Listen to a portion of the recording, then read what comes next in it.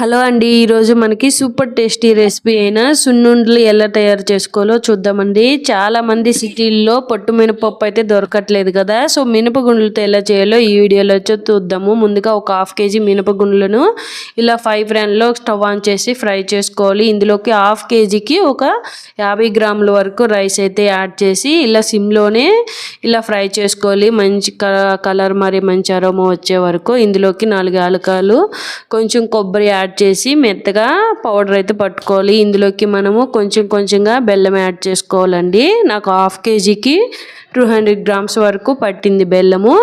ఇప్పుడు నేను 200 గ్రామ్స్ నెయ్యి అయితే తీసుకున్నాను. ఈ గీని నీట్గా సిమ్లో పెట్టి ఇలా కరిగించి పక్కన పెట్టుకోవాలి. ఇప్పుడు మనం మిక్సీ పట్టిన మిశ్రమంలో ఈ గీ కొంచెంగా యాడ్ చేసుకొని మనకు ఉండలు చుట్టుకుండేలాగా నెయ్యిని కలుపుకొని ఇలా ఉండలు అయితే చుట్టుకోవాలండి.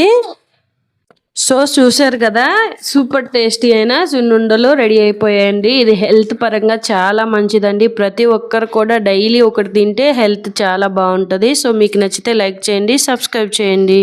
Thank you for watching.